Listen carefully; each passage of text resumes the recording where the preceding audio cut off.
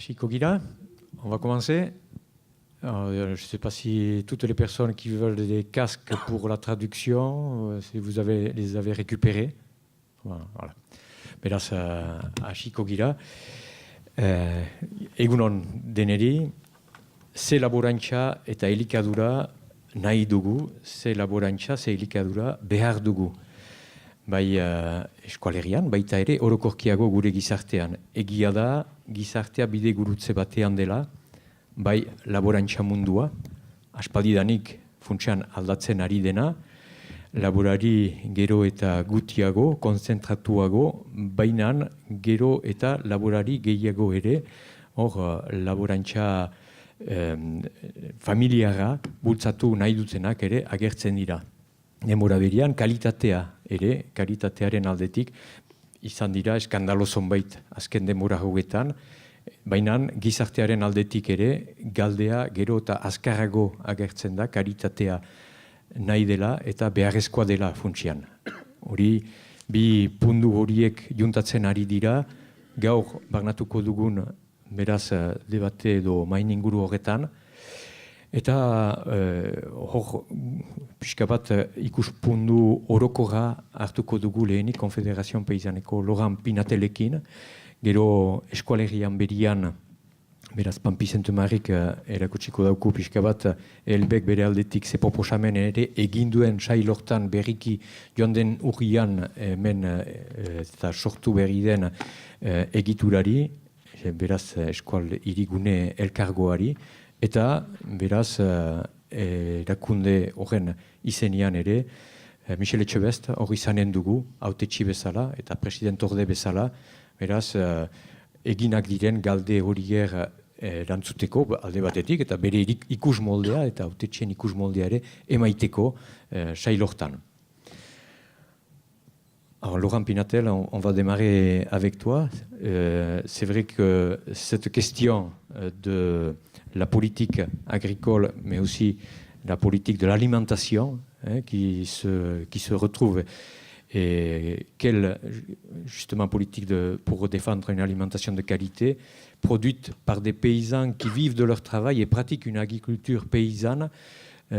Sous ce titre, 27 organismes se sont retrouvés et on produit donc une réflexion commune qui est présentée en 13 points, que tu vas si tu peux nous les développer. Et ensuite, on prendra la suite, un peu quelle est la traduction justement de cette réflexion globale ici au niveau du Pays Basque.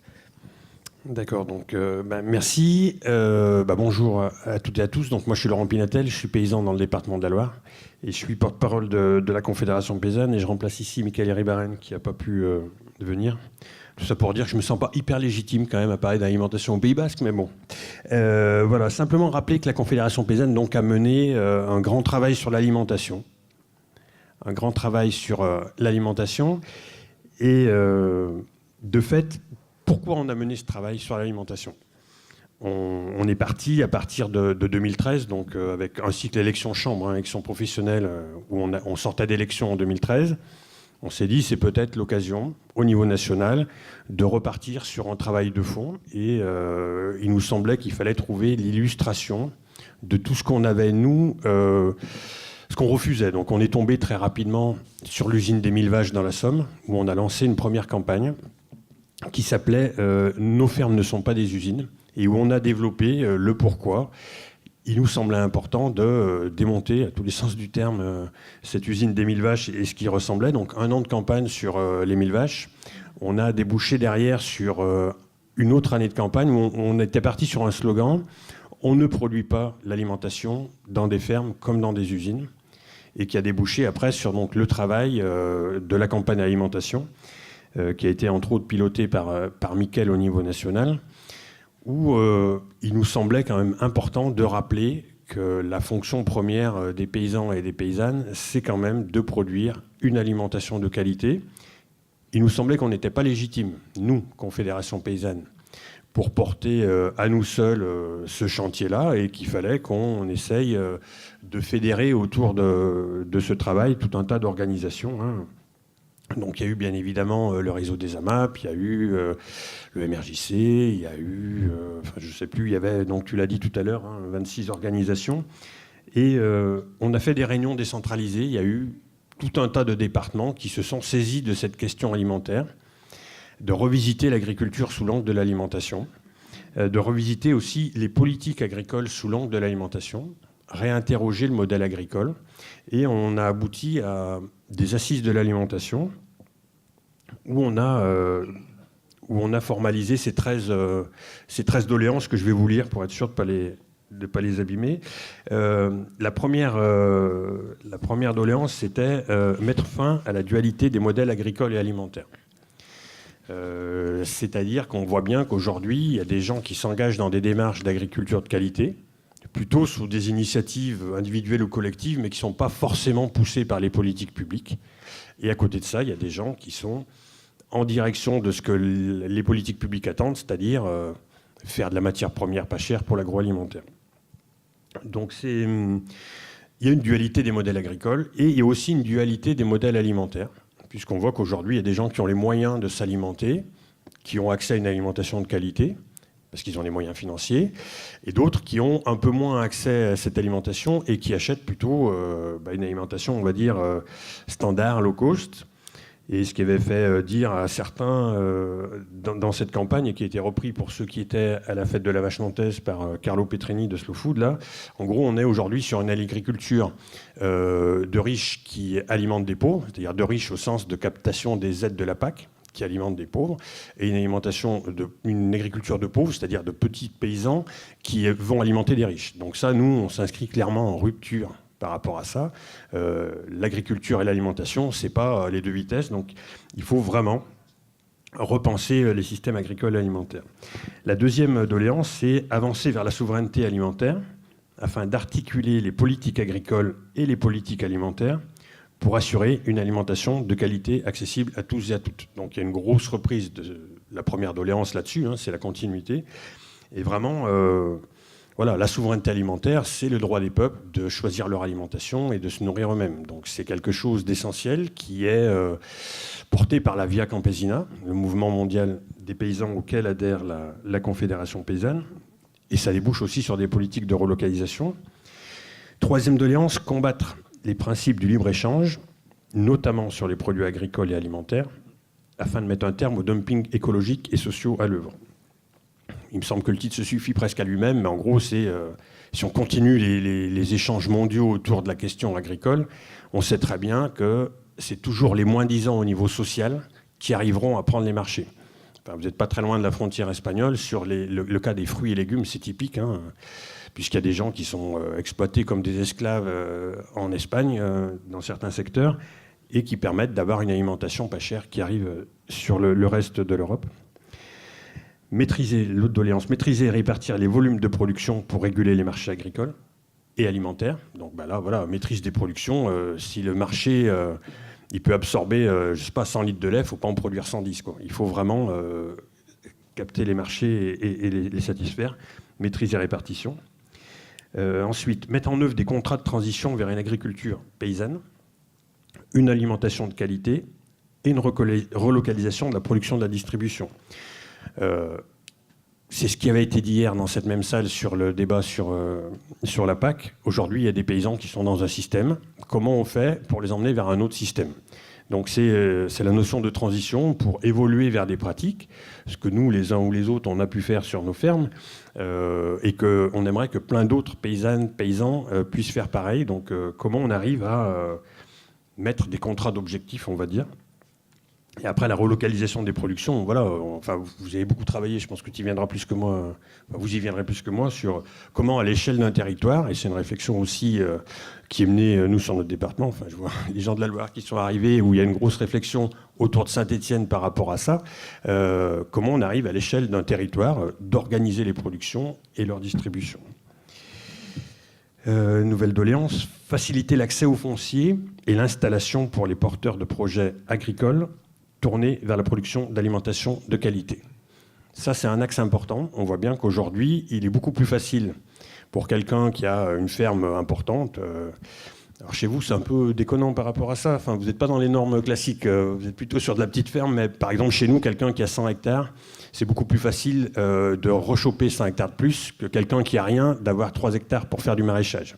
Donc il y a un vrai problème sur l'accès au foncier et on n'arrivera pas à accompagner les transitions agricoles, à accompagner la relocalisation des productions agricoles si on n'a pas cette priorité à l'installation et l'émergence des projets alternatifs.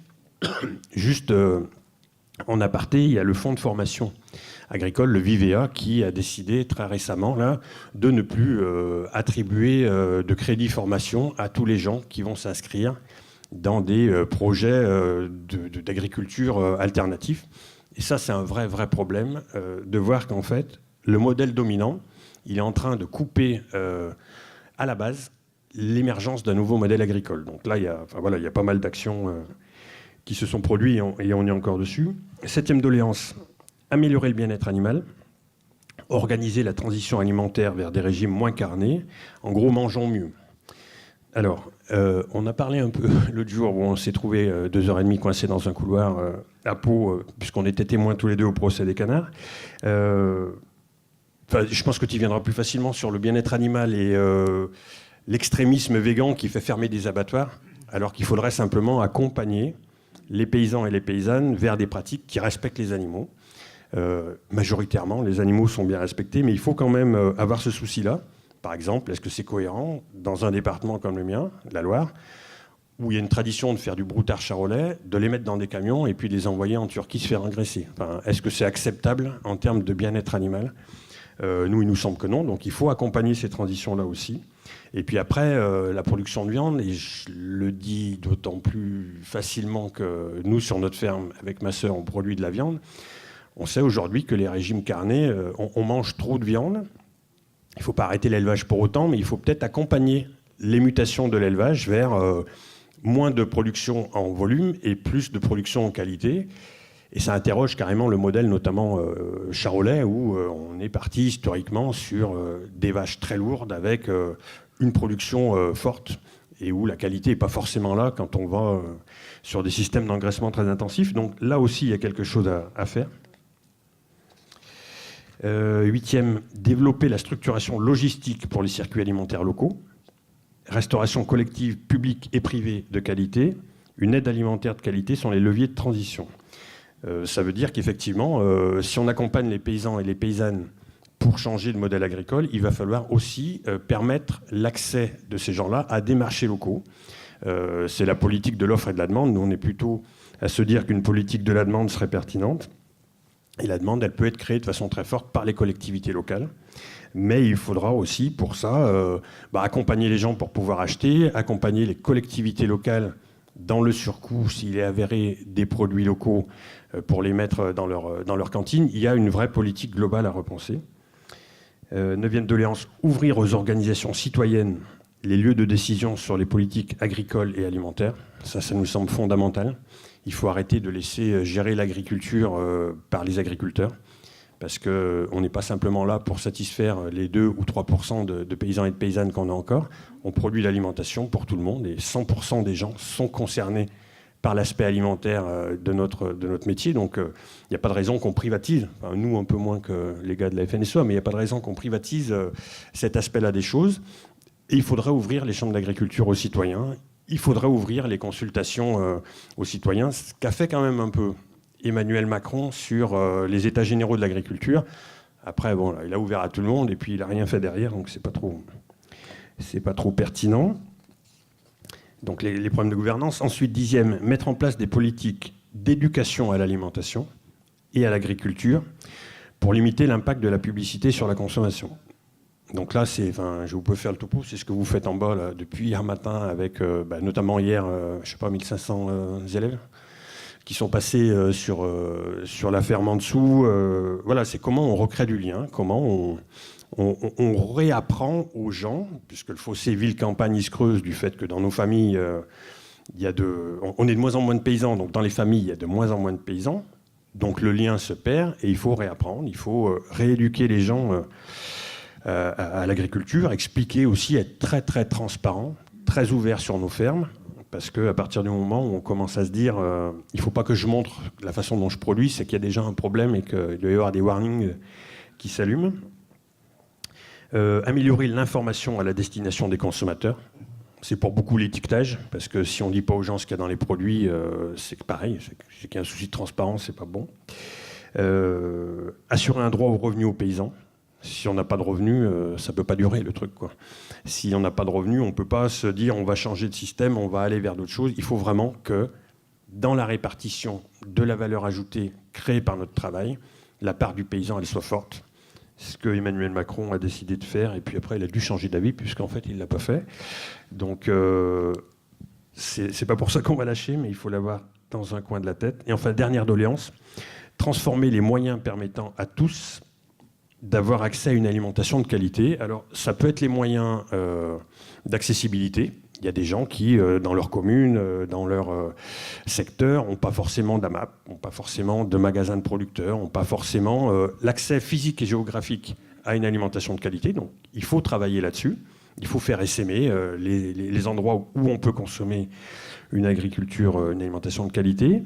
Il y a aussi toute la capacité qu'on peut avoir pour élaborer, nous, ce travail sur l'alimentation. On avait embauché 3 personnes qui ont fait de la collecte de données, qui ont fait de la collecte d'études existantes, et on s'est aperçu que la personne qui a travaillé sur les comportements alimentaires, il y a aussi une identification sociale à la façon dont on s'alimente. Les paysans, ils ont une identification sociale à leur façon de s'alimenter. Il y a des gens aussi qui sont dans des phénomènes de rupture en disant moi je suis pas un bobo parisien, moi je vis dans une cité et moi ma façon de m'alimenter et le signal que j'envoie dans ma façon de m'alimenter, c'est aussi le signal d'une appartenance à un groupe constitué et de refus de s'identifier à un groupe qui va s'alimenter en bio, qui va s'alimenter de façon de qualité. Donc il y a ces aimants-là qu'il faut prendre en compte et qu'il va falloir essayer de travailler.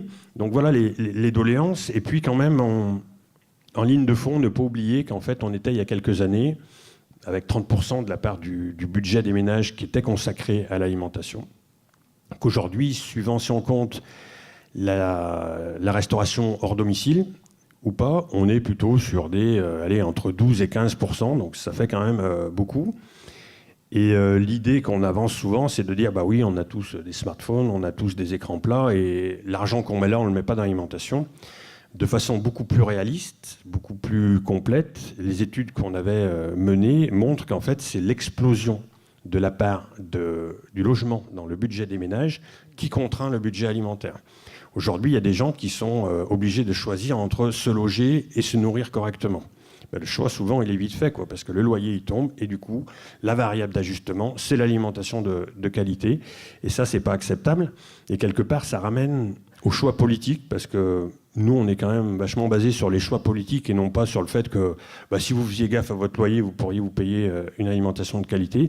Il y a des choix politiques qui ont été faits dans les années 70, de dire, en fait, le pouvoir d'achat des gens, il faut qu'on leur le maintienne. Il faut que les gens aient la capacité d'acheter. Et on va dire aux paysans de se démerder avec ça. Ils ne nous l'ont pas dit, en fait, ils nous l'ont imposé. Et de fait, c'est sur nous que c'est arrangé le pouvoir d'achat et c'est sur nos revenus, sur la disparition des paysannes et des paysans, parce que quand il n'y a pas de revenus, les gens arrêtent. Et dans le même temps, on a laissé, de façon dont on en est persuadé à la Confédération paysanne, de façon délibérée, on a laissé exploser la spéculation immobilière.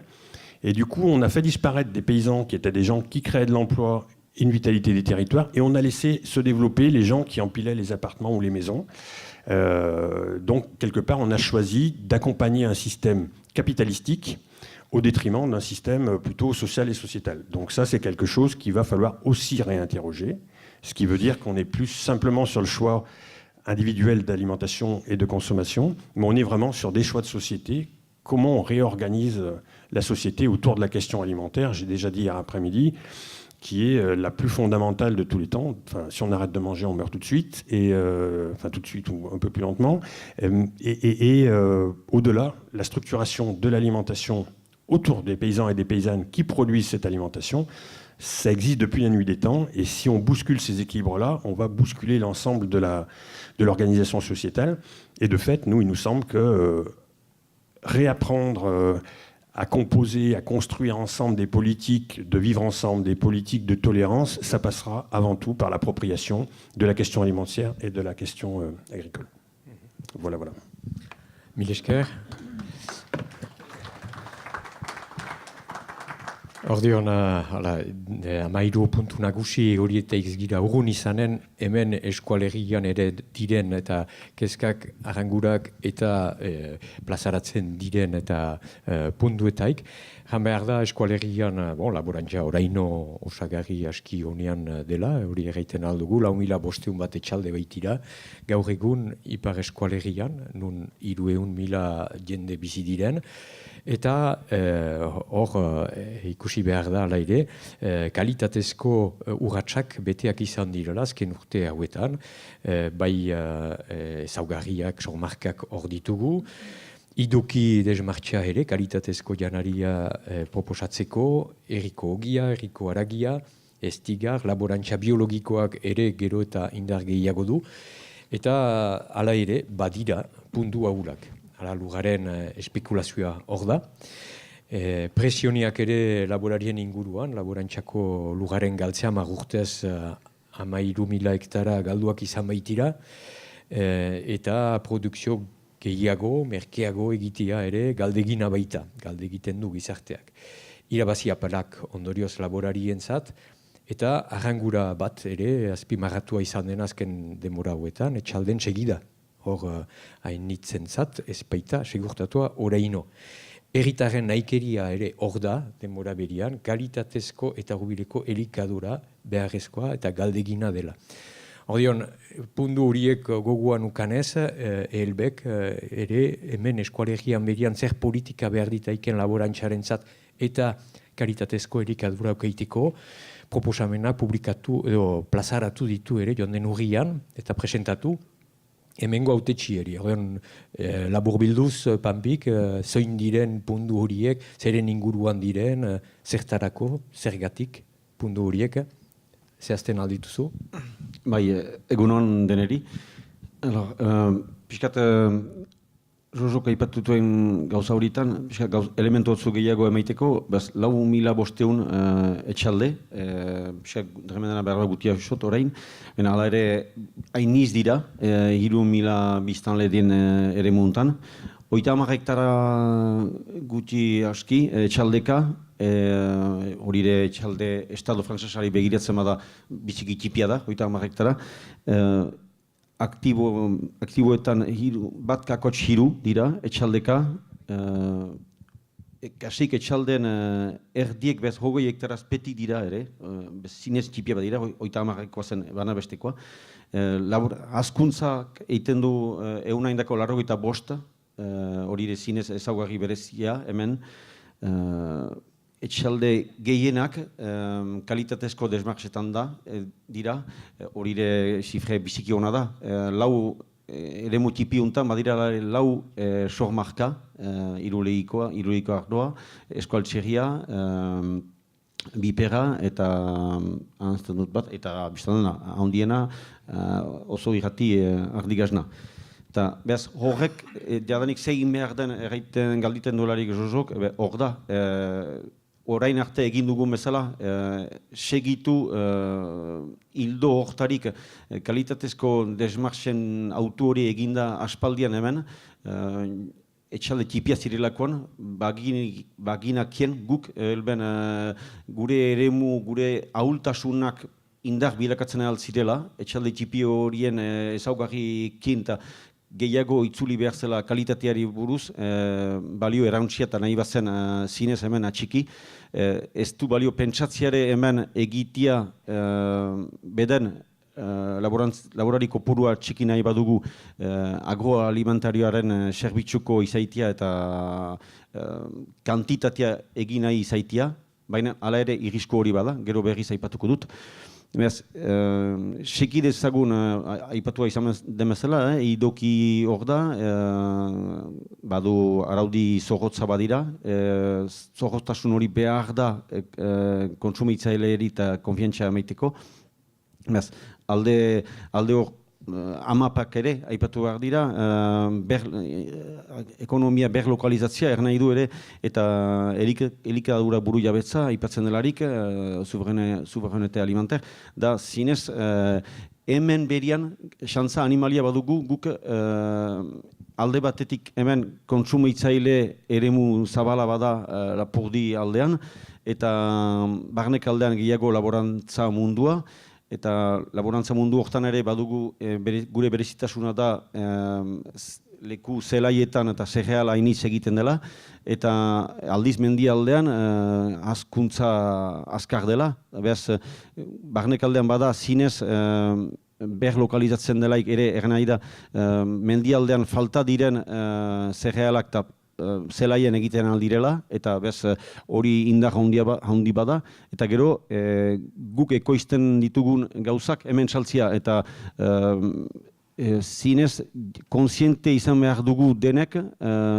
zuek kontsumitzaileak, eta guk hori eremu bakar ontan, txipi ontan bizi girela, eta guk ez dugula bakarrik ekoizten elikadura, ere egiten dugu beste lan jendarteak onartzen edo beharrezko duen ere beste lan bat, da inguramenaren zaintzea, inguramenak biziarazten gaitu, baina guk ere inguramena zaintzen dugu, eta hastiemagnien gure mozkinak edo jaten badituzu ere, asteburutan ikusten dugu hainitz jende etortzen kostaldetik barnek alderat, eta gure eremuak oraindik ere zainduak balima dira ere laborari dena konten dira, ikustiaz iratzeak lagazkenean eginak, bazterrak ono zaindua, pentseak berdia eta hesiak eginik, eta itxura eder hori, denek aipatzen duten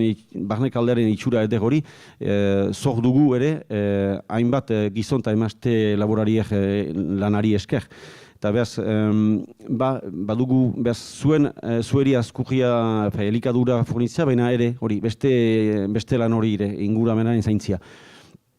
Eta zuen ganat hurbiltzeko ekonomia berlokalizatzea eta aipatzen delarik, da ere, amapek nik niauk egin dut hori esperientzia, nire etxalde tipia bizi da ere bide horri esker, eta ni bezala beste hainbatek egin duten autuari esker edo bideari esker, dira zuzenki zuen ganat jitea, eta gure nik oiraskoak eta eskualtzegia ekoizten dut semiaikin, eta ni helduniz landibarretik iparalde osoan ibiltzainiz nire oiraskoen saltzen zuzenki kontsumitzaileri, eta ez dute denek hori egiten ahal, baina hori ere izan behar da autu bat, azkarra, eta komerzializatzen mailan uste dute hemen eskual erri elkargoak orain badula lan bat iteko hortan, baina Michelek errenan dauzi, haintzer gero badakite hori, eta eskutan dute dozier hori, eta gero ere, bez,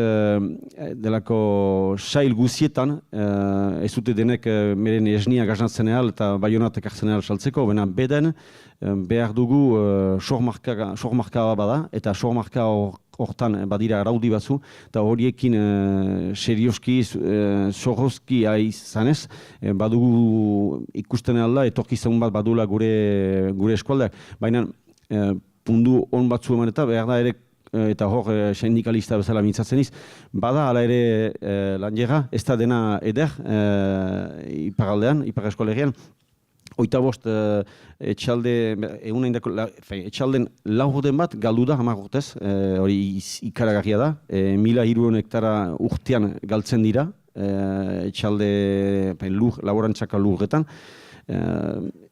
Egun haindako 60 ere hirurogoiek ez dute, 50 urteko ez gaingoitikoek ez dute segidarik, behaz bada zinez segidaren segurtatzeko arrazo handia badugu, alta berdenboran ikusten da hemen badela instalatze kopuru handiena, nik uste estado frantsesean den hori instalatze kopuru handiena da eskolegian, eta behaz hori ere alta hemen etxalde txipia direlarik, eta mendialdea, eta kulturak oraindik kultur bada zinez fait culturel, zerbait bada, egiaztatzen dena urte guziez, hainiz gazte gizon eta emazte, gazte instalatzen direla etxaldetan, eta ere hemen berezitasuna badugu, kanpotik heldu diren HCF-en kopurua ere, emendatzen ari dela. Badakigu ez dugula gu haurek laborarien seme alabek ez dutela segurtatuko segidaren hartzea. Badakigu zeur behar ditugula kanpotik heldu diren gazte horiek. Baina horientzat oraindik zailago da instalatzea, eta hartako behar da horren podere publikoen eta lekukutik hasiz horien laguntza behar da. Eta hortan ere Eulbek eta Eulben mundutik eta elkargoak ere horire jarraitzen du. Badakigu kubeoz batzu edo trebatu egitura sortu da. Dira kanpotik heldu diren gazte horiek eta treba daitezen ezartzea horien eskutan etxalde batzu, nun urte batez biez egiten ahalko duten beren esperientzia, frogatzea ea posible berak kapable direnez, gai direnez laborantzan egiazki hartzeko, eta eman kapazitate hori, potentzial hori, etxalde bat beren eskutan ezagiz urte batez beden, eta hori da, tresna bat zinez importanta, nahi badugu bier errausitu. Bestenez, berriz ere egiten dut, orain den barnekaldeak duen itxura hori, ez du iraunen. Behar da zinez egin lan handia, zinez handia transmisioari buruz, instalazioari buruz. Eta gero egiten dutena niena ere, da ikusten dugula orain lau sohmarkata balimadira ere, badela, itza ez dakit eskolaz, la deriv, izaiten aldela, badela lehatze bat, batzuk pentsatzen dute, ardi sailan adibidez izan da beste sindiketarekin, FDSOarekin, noramer da borroka latza horren inguruan. Batzu pentsatzen dute ardiak, 500 ardi ezagiz arditei batean eta kanpotik ekarri askurriak edo janariak ardi horiendako posible dela sohmarka bat egitea. Guk aldiz egiten dugu behar direla asurutuki taila horiek edo etxalden edo arditei horien neurriak hein batean atxiki eta bereziki behar dela ardie behar dutela edo kabale guziek kanpoarekin harremana. Eta hori baita ere jendarteak galditen daukuna. Gero eta gehiago ikusten dugu onarpen, jendartearen partetik onarpen bat behar dugu eta hori izanen da bakarrik neurri batzu hori jarraitzen magira. Bestenez fite, orain arte dugun itxura eder hori, fite galtzen aldugu. Eta gure zer eginetan da, zinez, sindikatu zela, hori zaintzea, espiritu hori. Orain arte gure bazterrak bizi izan dira, etxalde tipi hori esker. Eta ez dugu onartzeneal beti ahonditzeak herriak ustea, lehen hamar laborari zirelaik orain bost bakarrik izaitea, auzoak gelditzen dena eren lurrak erostea, eta hola segitzen badugu ere izanen da emeki desertifikazioa hemen berien hasiko da eta gazte batek orain nahi du ere bizi sozial bat herri batean, ez da bakarrik laborantzako langile bat, nahi du ere herrian bizi sozial bat ukan, auzoak nahi ditu eta hori jarraiki behar da, eta hori ere zuek jendarteak hori du galde egiten. Lan sozial hori ukan dezaun ere, etxalden segida eta segurtatzea. Orain, gukoan, gero, aipatuko du behar ba, gure proposamena, herri elkargoari eta egin dugun proposamena, ez dakit orain segidan egiten dutan ez, edo... Pasatuko dugu mikroa beraz Micheli ordion eta pixka bat aldatzeko. Eta ordion proposamen horietaz konkretuki aritu haintzin, pixka bat ideia orokorra. Azpimarratua izan da, bai laborantza politika martxan ezartzeko biztan dena laborariek duten proiektua, baita ere kontsumitzaileek duten nahikeria eta egitura publikoek ere duten jola hortan. Egitura berriak badira hemen eskualegian montatu direnak eta hartu nahi ukan dute beren kompetentzietan, prezeski, ekonomia sailan, laborantza arloa, pundu importantea, iduritu baitzauzie, eta hemen ipar eskualegiko gizarte honetan.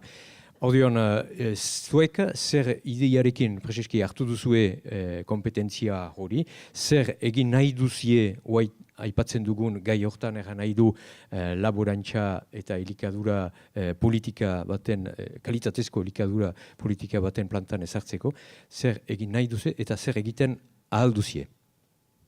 Michel. Egun hon horroer. Eta, erraiteko aktore berri bat sartu dela jaleike hor dila urte bat eterdi herri elkargoa honek ilan, laborantza mundu hortan. Laborantza mundia da mementuan eta jadanik erranik izan da, be baitan laboaiak behen artian bizizienak, eta guk hartu dugu herri elkargo berri guntan, laborantzako eskumen hau, erranez laborantza etzela hantxe uharte bat nunbait bizi zen eta bestetaik aparte, bena bai laborantza zela bestekilan nahasi, boti goe gizartian, goe paraldeko gizarte juntan. Eta ordin, etzela laborantza alde batetik izaten ahal ekonomikoki, ekonomia aipatzen bada, eta beste ekonomia sail guziak bestalde. Horro bat diela eta hortako da eskumen hau hartu, dudaik bat egabe, erranik izan da ebai 4.000 laboantzaz edo laboaiez goiti badela goe lurraldian. Jakin behar da horrota agroalimentarioa barren sartuz, badela 10.000 lanpostu mundu hortan. Erranez dela Euskal Herriko, ipar edo herri elkargoa hunen, ekoizle ardatz nausia. Sektor primereko hau da erraiten dena, Euskal Herriko nola erraiten den, mena hau da. Ordin laboantza, hoi aeronautik aitzinean, turismoen aitzinean, denen aitzinean. Behar da jakin, ez dela beste sailik, hain azkarra dena mementuan, hain handia dena mementuan, azkarra ez haimeste, hau aipatuko dugu gio. Gio, bigerenik, laboiak behen artin ustez, alkargotik ikusten da ebai, bi sindikatu badel eta behen artin badiela ben gatazkak, netako normalak, bakotxa behitu ikus molde berrezia edo desberdina.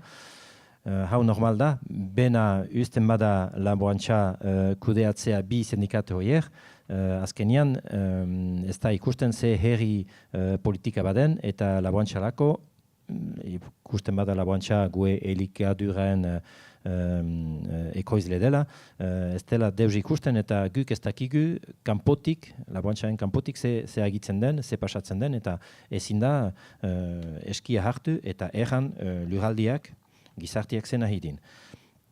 Hau, geho, aipatu dutut bi sindikatak, bai, normal, entako, errandutan bezala, normala da izan ditian. Guk ez dugu bien artien difentzia behar bada hain zorrotza egiten, ELB-ek egiten dimezala, ben hau normal.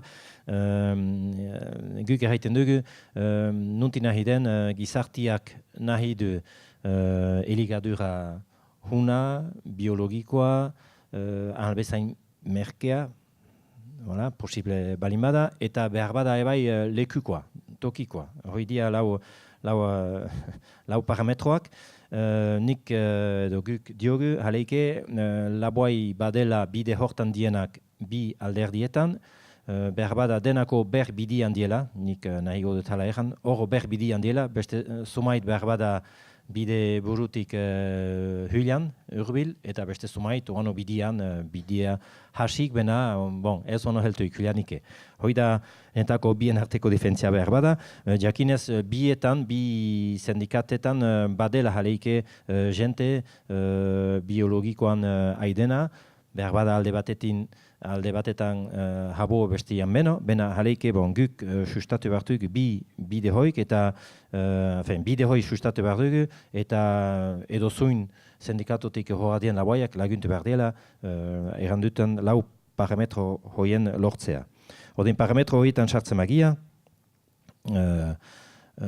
elikadura huna nahi dugu denek, uste du hoi gizartiak hala nahi dian, biologikoa balitz oano zentako ez eta hobe, eta dudaik bate gabe, bena biologikoa zer da, hareike lehen galtuak heltzen di hor, biologikoa zer da, biologikoa da Pampik errandin bezala ardi eznia, ardiak kanpoan, kanpoko belarra edo pentsetan edo sohoetan jaten, edo barnen, mena bergaizea erraiten da, baratze gintzan, tomatiak edo ekoiztemadia ala kanpoan, ala lurran barnen, edo lurretik kanpo ebai, beita bai, fibro de koko eta denek entzuten zi, hoi dena bio-ote da beti, mena jaleike egia da pestizid gabe jaleike heltu idiela eta berbada goetako gaiza deja baiko da. Bigerenik bioa jadani badia, hantxe Polonia eta Ukrainian badia 1000 edo 2000 hektarako etxaltiak bioan haidienak. Hoi ote nahi dugia goetxene bai, berbada 2000 hektar hemen nekezago lizateke, eta geho bio ebai ikusten dugu jada, espada oano etxit heltuik, bena jada Leclerc izanen dela, edo Carrefour izanen dela, bioen banazale handienak espadia jada geho edo luzagabe. Ordin, hoi deja gizartia, goe gizarte tipi hebentxe iparaldean hau joiten du. Geho lekukoa izatea, edo tokikoa edo lokala. Zen nahi dugu, ordin balimada bio eta lokala, tokikoa, behala bai erraiten dugu, bien artin defentzia egin behar bada nahi dugu tokikoa pestizida mini batekila, edo bioa txiletik edo nidakita notiginik. Hor bada ez da bada ertea, izenta ez da mundu bio izaten ahal, hola batetan, behar bada bide luze hortan egun batez denak izanen dia, bena mementuan ez da hala. Eta jaleike denek bizi behar dia transizio hortan, nutina eden. Eta geho merke, hoi Laurent Pinatel kaipatu du, aterbetzeko hilabete ietik busihun bat badoala hat, eta geho behar bada jateko edo kalitateko janai batentako gutigo badela, hoita desafio bat, jaleike, ekilibro hau, ez da behala enetako atxamanen, Xuxenka Salzia erraiten din bezala Pampik bai, bena ez die laboai guziek hala egiten ahal. Geho lurraldiak laguntzen ahal dinez, laboai multsoak kooperatiban bidez edo bilduigienak hurrunago saltzea, zentako ez, hau lurraldiek egiten haldu, bena beti merk izanen da, beti salgei izanen da, dener. Hoi da, galto bat jaleike, zenta mementuan, biotik bizi dena edo bio jaten dinen ginoz, jaleike kraioago pakatzen du behan nahia. Hoi da, uste dut goe gizartiai luzatzen zaion desafioa biharko. Eta guk, ez dut hola luzegi, eniz luzegi mintzatuko jaleike, bena goe politikan lehenik sogiten dugu ekoizpen eta muskina, hilabete saia, nula hobeki bizitzen alden laboai bat hebentxe goe herrian. Ordin, hau da adar bat pusatzen duguna, goe lurraldeko alkarte eta antolaketa guziak ikusiak badutugu eta ikusten dutugu egunoz eta asteoz goe lanian, goe egunoztako lanian do arduran, eta ikusten dugu jaleike badela bide bat nunbait hor, sor marka hoiek ilan eta Euskal Herriko irudiaik ilan, hebengi Euskal Herrian, ez dugu Frantzia edo Europa guziko politika eginen, goe tresna edo armaek ilan aiko gielanian, behar bada Euskal Herrunek badu irudi humat eta irudi horren gibelian gaiza emankorrak, baikorrak egiten alduko dutugu goe laboientako. Zenta goe herrien bada laboi hanitz, 4.000 goiti, jakin behar da hoietaik zati bat aski dela goe lurraldiai, goe hiue 1.000 bizizaler jate emaiteko, bena jaleike dela ebai adar ekonomiko handia, eta laboai hanitzek jaleike ekoizten dela hebentik kanpo saltzeko. Ordin hoie ez da baztertzen ahal, badugu laboai eta hobe, lanpostu da abeastazun bat, da gue herritipien bizia, hortan, laboan txaikilan, eta hoike sustatu behartuk, bena enetako Euskal Herriko irudi hoi, sor marka hoien bidez, badia lau mementoan, mena bada beste desmartza hanitza biatuik, IGP aipatzen alda, edo Label Rouge, eta bada besteik, jitekotan hor, filiera txikiago, mena azkartzen nahi eta hoien oen bidez, goe politikan ikusi nahi genuke, albez hainbeste laboai hortan sartzen, zenta egiazko edo egiaztatia den desmartza hortan, eta gainetik ezartzen bada Euskal Herriko irudia, behar bada goe laboantza hobeki bizitzen halko da, eta laboai habo gue lurraldetan ikusiko. Geo, hortan finituko dut, hitz tekno batekilan, plan alimentaire territorial, frantzez eranen dut, plan alimentaire territorial, eran nahi du, nula egiten ahal da gue bizizaliak, bizi ditian, gue laboaien ekoizpenen jatez. Albezain labur bidia, ekoizlia eta jalia. Nola ahalda bide hoi segurtatzen, azkartzen, eta hortan, behar bada badia traba hanitz, uste dut formakuntza hanitz egiteko, pedagogi hanitz egiteko. Lehenik uste dut goe jente hartia, goe gizartiak ez dakian zer den laboantza. Badugu pedagogi egiteko hortan. Behar bada gizartiek ez daki zer den asui bat edo xahal bat edo behiak kanpoan ikusten die, bena humiak ez haimeste. Behar bada ez daki ordin pedagogiko lan hoi egin behar dugu eta badugu hortan lan egiteko. Bena sartuko gia, deja errandutalaik Leclerc zela behar bada lehen bioen banazlia Frantzian. Badugu beste lan arguntago edo teknikoago egiteko, adibidez logistika aipatuko da hor, zenta laboai bakotxak ekoizten dilaik berroita hamar oliasko hastian, balimadu despedida xuxenka hobe, bena nahi badutuk beste laboiak horta bildu, beharko da nolapait antolatu banatze hoi, eta hor logistika ofizio ez ezagune eribatetan sartu beharko dugu, gue lurralde beharko du hortan suetera sartu, zenta hau da problema hanitzentako, laboia badaki ekoizten, ez da beti saltzale bat, laboi bati etzaio dena galtatu behar, zumaite badaki denen egiten, pampi eta bezalako bada, bena jaleike da gutiengoa gue laboantza mundu juntan, eta besterre diegu eskentu holako posibilitatea, eta hortako behar da, uste dut kolektibikoki, eta hortako da lurraldia hor izanen horren estudiatzeko. Plan alimentaire territorial da hitz teknoa, bena hortan behar dugu ontsa sartu, ikusi herri bakotxak, eskola bakotxak, zaharretxe bakotxak, eta bakotxak gue etxetan ebai, nula ukeiten aldugun, nula bitzen aldugun, gue laboien ekoizpena, eta hoi da lan bat, ez da, habo politika handik hortan da informatika aipatuko da, zantro logistika aipatuko da, garraio, transporta aipatuko da, eta horreko gaizan izmena. Mementon ez da, eta hoi da, Leclerc eta handi hoien indarra, erriza saltzen badi hori asko, mena beste zer nahi saltzen aldi hoiek, beitie logistika, beitie behar dien tresnak. Eta tresna hoien egokitzeko, lehenik asmatzeko eta egokitzeko, uste dut lurraldiak beharko din hor indar eman, lotua hoi, gizartian, gue laboaiak eta gue kontsumitzalien artin lotua horren azkartzeko. Oian, Pampi, ostion, moztu zitugu, proposamenak doidoia abiatu ziste ipatzen behinan barnatu behar da, naiz eta Michel Etxebestek jadanik pundu batzueri erantzun duen, erantzoin dira zehazki, zuek joan den urrian egin dituzuen proposamenak. Lehenik, ostian, Loganek aipatu dularik, pobrek ekoizten zutela aberatzen dako, eta hori pixkat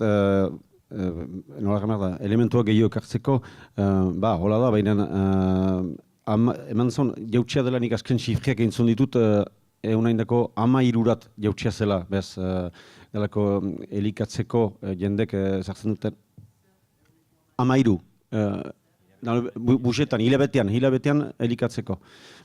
Eta zola unki dugu iduriz, orain 14 azken txifriak egiten zuten, puntu bada bakarrik, ez dakit tendentzia hori egiaztatuko denez. Ez da bakarrik, nik ikusten dut amapetan, badira ene oilesko biologikoin erosteat heldu direnak langileak eta. Ez da ere beharrik ez dugu bakarrik aberatzenako ekoizten.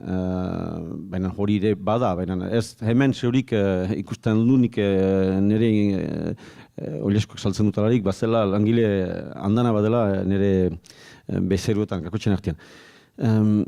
Micheli ere errantzuteko, bi sindikatak ala ere hortan behar zuzendu. Berak ez badu hain argi ikusten ere bi pozizioniak.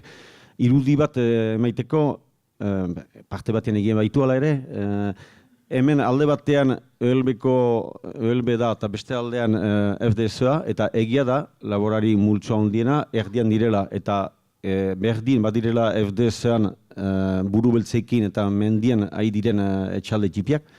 Eta bez, ez da hain argia biztan dena, ez dira onak ÖLB-en eta txarrak FDS-an. Baina hildo nagusietan gero aipatzen bada Estado frantsesean eta hemen kontsumitzailek ere ezagutzen dituzten borroka nagusi batzu, norabide nagusi batzu, OGM-ak ziren dila 10 urte zinez aktualitatean, eta orain salbu gira, beden hemen ez da egiten, baina hori nori esker izan da, Konfederazioan Peizanek eta ÖLB bezalako sindikatek egin duten lanari esker, kontsumitzailekin. Ez dela hain ameste urte, Lurberri kooperatiba handia okupatu ginuen 10 egunez, nik uste, OGM-ak ez usteko sartzeat Ipar Eskoalegian. Eta orduan ez ziren FDS-akoak gurekin eta zuekin OGM-en kontra borrokatzeko. Mila behi, la ferme de Mille Vaches aipatzen delarik Estado frantsesean, hor ere, Konfederazioan Peizaneko militantea dira, tribunalen entzinea joan deituak izan modelo horren kontra borrokatzeko, aldiz bultzatzaileak FDS-an dira. Glifosata aipatzen delarik, glifosataren kontra borrokatzen da, uste dut gehiago Konfederazioan Peizanekoet, eta ere jendartea, konsiente baitira ere horren gibilean, autu horien gibilean zelan jerra den, eta ahate hiltzea, azkenik aipatu den ahaten, milioika ahate hil dira, eta guk erraiten genuen hori ez zela bideo okerra zela, ameste ahate hiltzia behar gabe, eta hil dira, ameste ahate ere modeloa baita, bi modelo, zinez argiak batzuk ahatearen ekoizpenan, nahi dute arjunt industrializatu, guk aldiz erraiten dugu, eta eskolegian xantza badugu, badira oraindik etxalde batzu haidirenak untza, ahateak etxen hasiz, tipi-tipitik, kanpoan ibiliz, etxen galkatuz, zuzenki salduz, eta guk hori dugu gaiten, hor bada, zinez badira, bi sindikatuek, bi autu argi defendiatzen dituzte, eta hortan niz, piskat segida hartzeko Jojoren galderari, gure proposamena izan da, behaz, eskual elkargoa sortu da, eremu instituzional, eremu lugalde bat ordezkatzen du, xantza dugu hemen Michel izaitia ekonomia eta laborantza ministroa kakotxen artean da, xantza dugu bera laborari seme bada, baina ekonomian erdian bizi dena, eta bera badaki ere, hala ere, hemen xuxen errandu, errealitatea zer den, zer behar diren, eta hemen guk, orain ikusten dugu, laborantza norabideak, ez direla bakarrik laborarien artean uzten ahal. Ez dugu guk bakarrik finkatu behar norabideak. Zuen behar dute egokitu gure autuek. Eta hortako galditen dugu, egitura berri hortan, denak mai inguruan jar gaitezen, gu, bi sindikatak, ÖLB-koak, FDS-akoak, baina ere kontsumitzaileen ordezkariak, inguramenaz okupatzen diren jenden ordezkariekin, politikoekin, estadoaren ordezkariekin, eta guztien artean zuendako guetako izanen diren autuak hor finkatzia. Eta ez, orain arte batzuk nahi luketen bezala, Poweren apendiz bat den Donapoleko bulego batean finkatzia biharko autu estrategikoak. Gure zinez, gure proposamena agun demokratikoa da.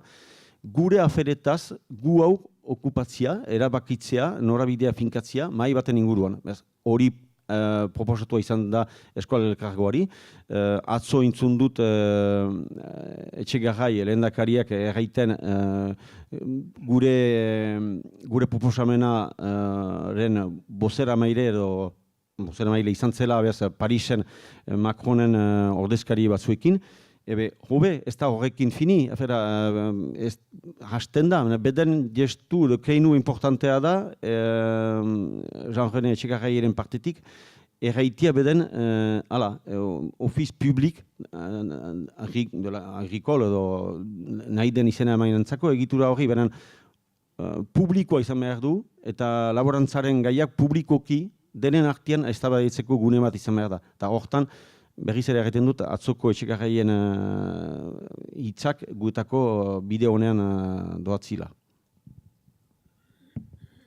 Michel, erakunde bat izaitia hemen, erakunde publiko bat, Eskolegiko laborantza ganbara, azkenean, ofiziala izaitia, hori presentatu izan baita, zure iritzia eta autetxien, ikus moldea funtsian sailortan, eta erratuena, kohabitazioa, bi laborantza motak, industriala eta laborantza errikoia, biak defenditzen aldirea, holako organismo batean.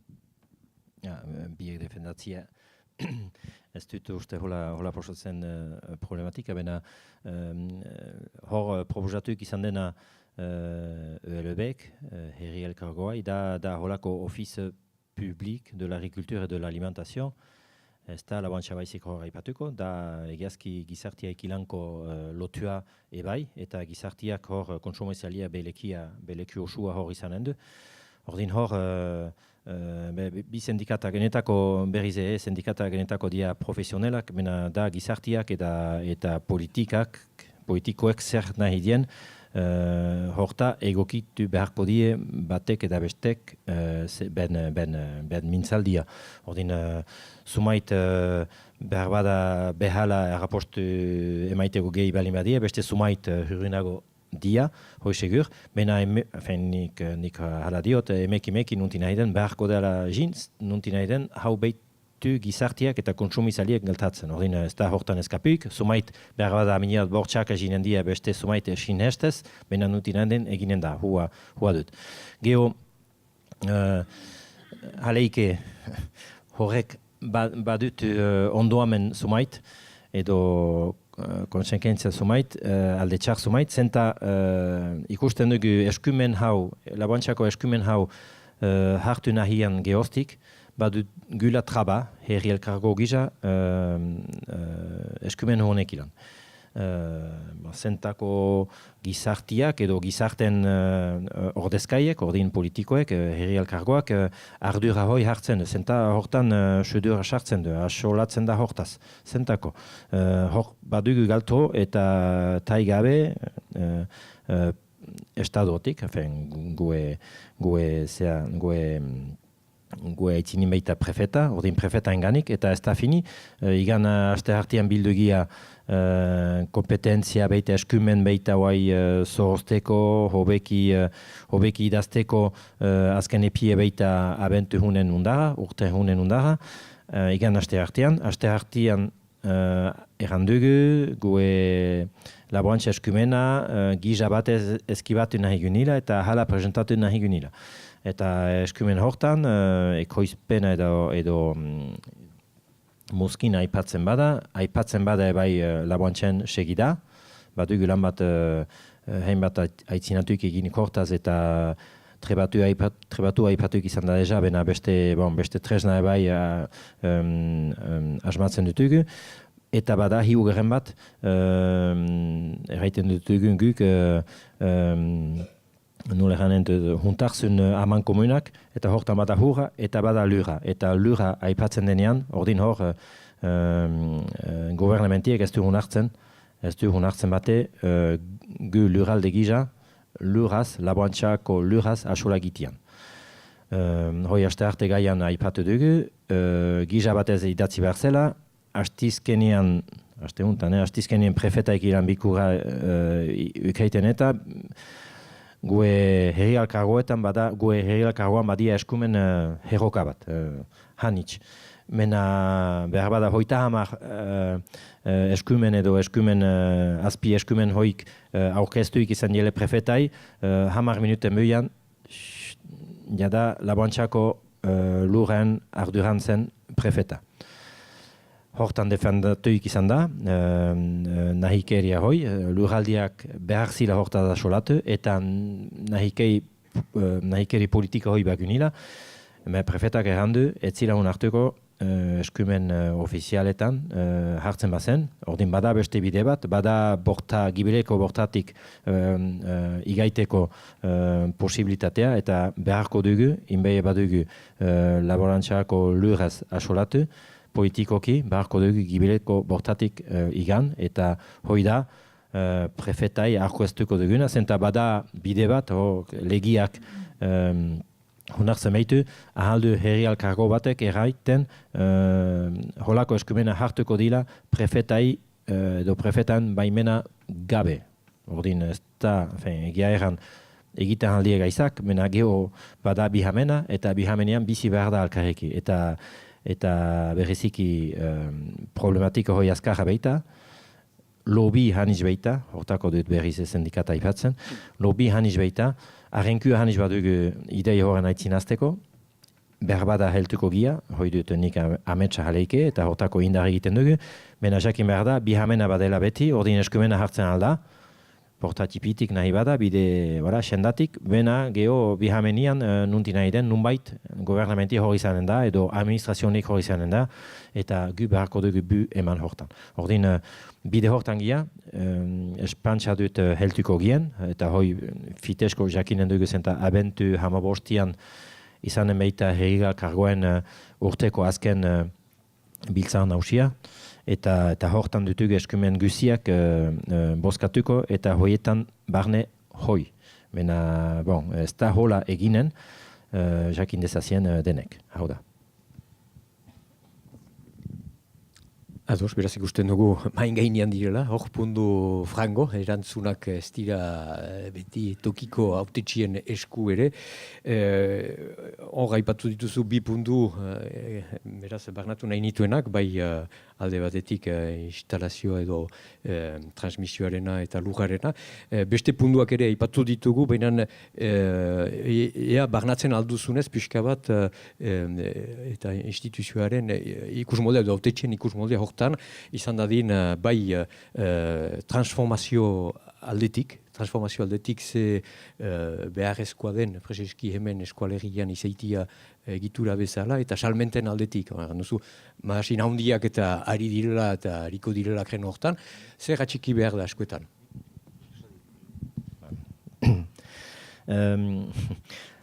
Ametsa edo hobena, lizateke alaboi bakotxak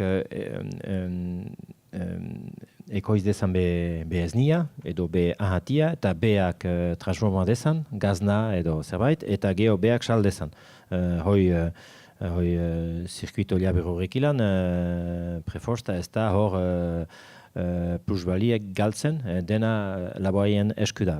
Adeja errandut ekoiztia da hoi Laboantxa, geho transformatzia da beste ofizio bat, Laboantxatik aitzinago, eta saltzia ono beste ofizio bat. Ordin, badia laboa izumait zinez denetako hundienak, edo ez haintxar hiu eta zanko horietan, mena badia laboa hanitz ez dakiena bate horren egiten. Ordin, hobenian edo bakotxak hoi egin dezan, bide argien eta lurraldientako tranquilaena ebai, zenta horti beita muzkinik handiena egiten Laboantxa bakotxetan. Ordin hor, elukie haitetxiek kasik lanik bate edo gutiago. Mena ez gia bide hortan, eta ez dira bide horretan berrizik 4.000 izanez, 4.000 laboai hoi izanez, 4.000 laboai hoiek etxalde, bai, 4.000 etxalde hoiek transformatzen badie beek ekoizten dienak etxen, ben etxaltian, ez dakigu nun salduko dien ben ekoizpenak.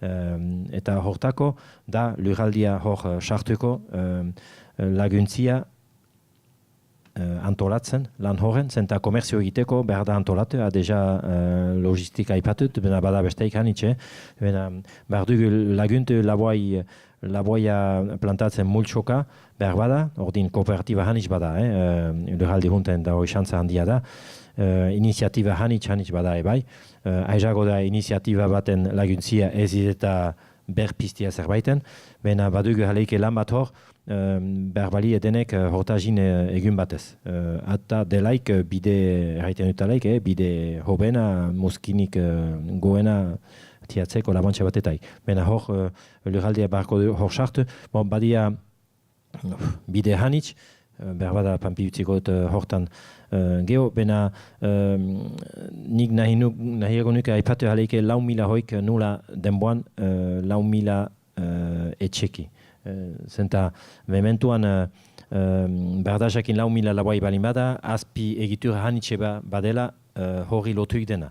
Ez da baizik eta herritipien bizitzia, edo herritipi horren eskolaan bizik etxekitzia, laboai familia eta haure behitu, eta holako, ez da hori baizik, badia ebai, eta aspaldi danik antolatuik, azpi egitura hanitz, gue laboantxako ekoizpen horren transformatzeko, adibidez hiltegiak, adibidez gaznategiak, adibidez kooperatiba sumait, eta ezpada laboai kopuru hori etxekitzen denboan, odin 4.000 bihar sumat 3.000 bosteun zabai, ez 4.000-etik eta 1.000 pasatu sekulan, bestelan azpiegitura hoiko dezagertuko behitia. Azpiegitura hoiko denak nula janent ahulak dia, hiltegi bat bezala, ikusten dugu zebaden gizartetik horra dena, vegan, histori hoi eta hoiko, bena jaleike behar da jakin tresna bakotxa hor, ez dela soz handian bizi, tresna hoik hor diela laboaier muskin edo hilabete saia segurtatzeko eta handiago izan dadin segurtatzeko. Mena tresna bakotxa hor bizi da laboai beita. Laboai gutiago balin bat tresna bakotxa hor dezagertuko da. Eta ikusten da lurralde hanitxetan nun eta laboantxa zinez joi den. Eta gue eskualde juntan region novelak iten hortan badia, gune helibat, adibidez Dordoñan nahi die berriz ardia sarrazi. Junik beita ardia. Bena ardia sarrazteko ez da aski, laboai bat untsa, hiu ehun ardi, edo berreun ardi, beste laboai, eta nunda merkatia, nundia kooperatibak, nundia hiltegiak, eta hoi da, dezagertun duen, arra plantatzeko bide luzia, eta enetako egunko kompetentzian, egunko leian, ezin du herri batek pizten sortzen holako azpiegiturak. Ordin, goe borroka, heben lurralde giz, eta 4.000 hoik, ahalbez hainbeste luzaz etxekitzia, 4.000, gutisago behar bada, zenta zikloak laboantxan ez dia hain sal hejuiten, laboai bat hor da berrogei urtentako, eta be laboantxa utziko dilaik da berrogei urten buian. Ordin badia kajik buian diena, hebentik bost urten buian, beste sumait hamar, beste sumait hogei urten buian, utziko diena. Mena ez da, haleike mundu hoi hala kambiatzen, hain salhe, eta guk izan behar dugu, nun eta laboantxa hoi finitzen delaik, laboaia erretretan sartzen delaik, behar dugu hor izan, eta lurraldia behar dugu hor izan. Mementuan, eta maneala, hor dien tresnak, eta guai hartin odien tresnak, ez dia aski nola janut emankorrak, eta laboai hanitz galtzen dugu bidian. Ordin lurralde hunek aski, edo barbada ez duano aski ozenki, bena jaleike arrahenki eran nahi du egunoz, erraiten du laboaia nahi dugu lagu herrian, eta laboantxa tipi hoik nahi dutugula sustatu. Ordin badia sor marka histori hoi, bena bide hoi ez da aski, behar da ebai ikusi lura nula zaintzen den, lurra nula segurtatzen den laboantxalako lehenik. Deja, entzun duzia 1.500 hektar galtzen dela urtien, ez da ustuken behar eremu hoi galtzen dela urbanizazio egiteko, etxe egiteko. Lur hortaik 1.500 hektar hortaik nunbaitan 200 hektar ahaleike etxe bizitza egiteko edo emu ekonomikoen egiteko, zona aktivitean egiteko, badua. Bena beste 1.000-tik goiti galtzen dia mendiguneetan, nun eta gaitzago den, nun eta torpeago den lan egitea, gune hoietan, usten behitia lurra. Laboaiek usten dutie lurrak. Usten dutie lurroik, ez lur gutiago keiteko, usten dutie lurroik, behitia ben aizuen lur libratzen, erretratala juten den aizo horren lur libratzen, eta hortako lur aizago bat hartuko dut ene aizo lehenai hor eta laboantxa usten behitu, eta utziko dut enetako gaitzago zien junazteko lur helibat. Eta hoi, behar bada ziklo normal batetan hunargarri da, ez dakit, mena gu lurraldiantako ez. Behar dugu egin ahala o egin, beste lur gaitzago dien junazten hoik laboaian laguntzeko, horren junazten, eta libratzen den laboantxa onduan, retretala juten den laboai horren, lur hoik bildu behar dutugu, behar bada publikoki, eta hortako dugu lan bat abiatuk, eta hortako du gobernamentik eta prefetak ez honartu nahi. Zenta sartuko gia hor, huai dien dispositiboetan, eta dispositibo hoik soginen dutugu, azalduko dutugu, seheki, eta ikusiko dugu nun dien hor problemak, eta inbeia baitugu hor bu eman problematik horiek. Ordin, bada luzaena, inbeia badugu aipatu bena haleik erran edo jakin gue ideia dela hainbeste laboai etxekitzia lurralde juntan, eta laguntu, ordin, etxalte tipia, 30 hektarik ilan. Mena behar da, ebai beste gaizabat, eta hortan fintuko dut, nutin nahi den 30 hektar dinak egun Euskal Herri juntan, igaiten ahalda 100 hektar eta. Badia holako etxalte sumait, 200 hektarako wano habo, 100 hektarako wano habo, bena nutin nahi den 200 eta 100 hektar dien hoiek, nutin nahi den mundu zabalian dia etxalte tipiak. Bada hoik beno haniz handiago dienak, 100 hektara dina edo 200 hektara dina, beti izanen du lehian 1000 hektara dina edo 5000 hektara dina, eta kompetentzia edo lehia hortan ez dugu sekulan jabaziko. Hortako behar da hartu giemezala, parametro hoik hartu behar dia, gu indarrak hartu behar dugu, deja aipatu dut sormarkak mena bai Euskal Herriko irudi eger hau, eder hau mementuan, eta hortan bermatu, gue laboier muskin hobena segurtatzeko. Nik uste dut ez dugu beste bideik, nutin eden bestelan, bada beste bide bat bi sindikatetik aparte, jurunago junez, bada ÖLB behar bada, hartzen bada eta bada FDSOa, mena bada hortik goiti beste sindikato bat eta horrek ez du izenik, da diruena, sojaena, hoi entzuten meita firmak jiten, eta firma dia etxaltiak laboi bate gabe.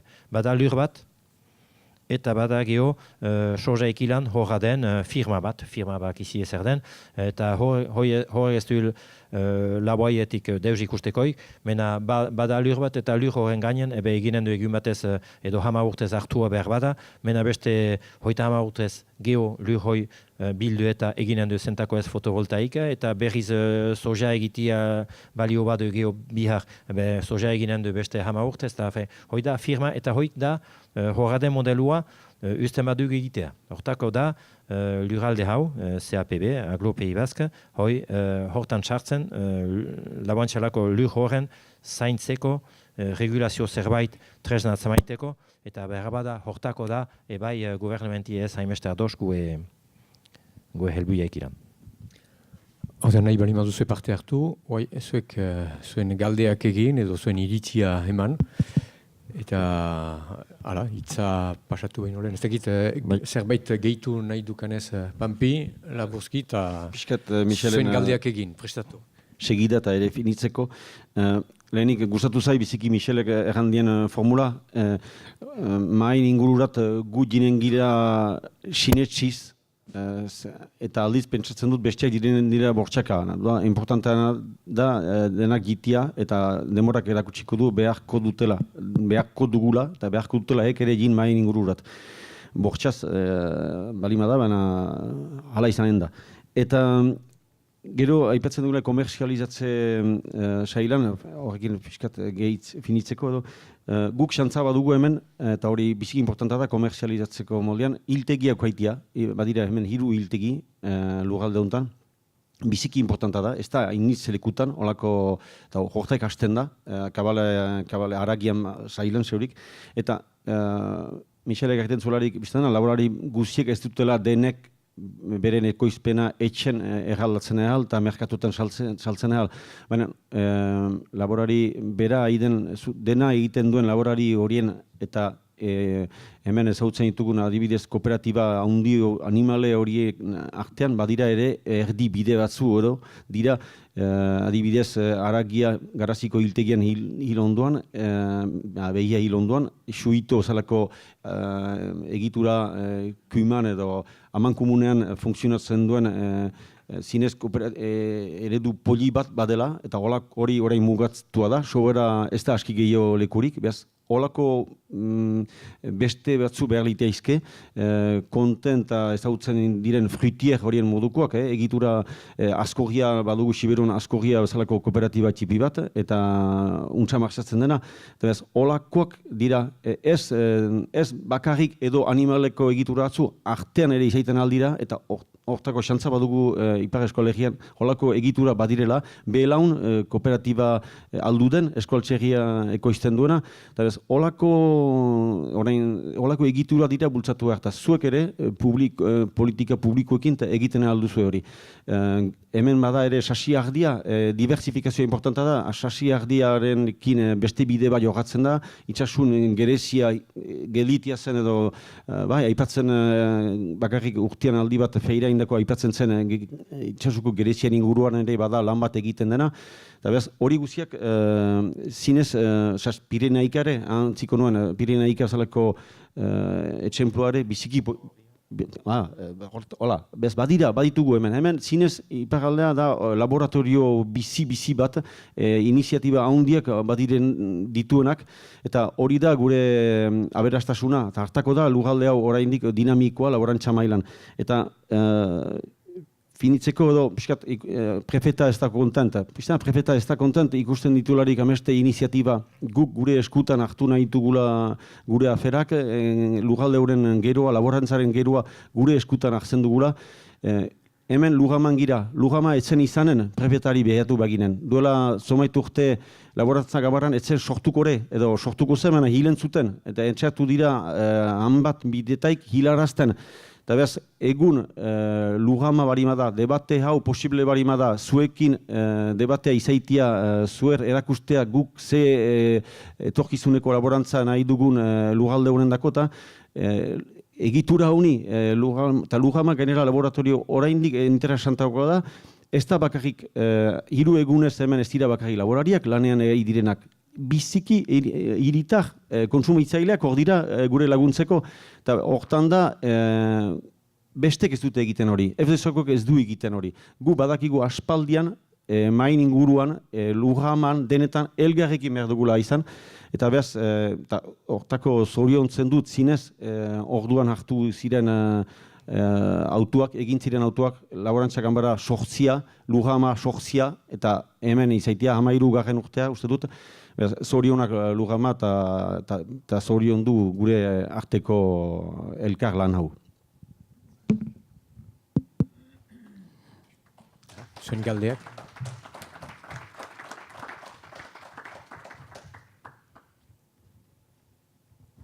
Au niveau des politiques, j'ai une petite question. L'attractivité de notre pays est largement liée au paysage. Donc, y a-t-il un moyen de financer l'agriculture pour justement maintenir aussi ce tourisme. Si on ne finance pas l'agriculture, le tourisme il va s'éteindre du fait que les paysages vont changer. Donc est-ce qu'on n'a pas obligation au niveau politique à aider l'agriculture telle qu'on la vit aujourd'hui pour maintenir aussi ce futur tourisme?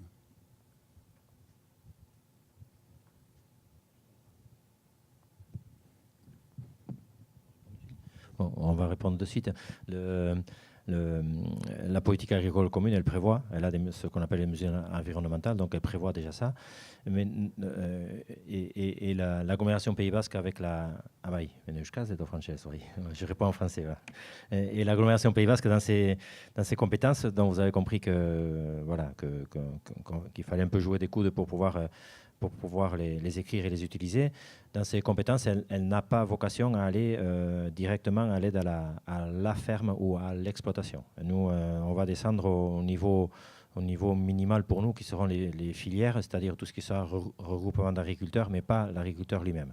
Pour ça, simplement parce qu'on n'a pas le droit d'y aller, on ne peut pas donner de subventions directes à toute unité économique, que ce soit l'agriculture ou que ce soit dans tous les autres secteurs de l'économie. On ne peut pas aller, nous, directement dans ces aides-là.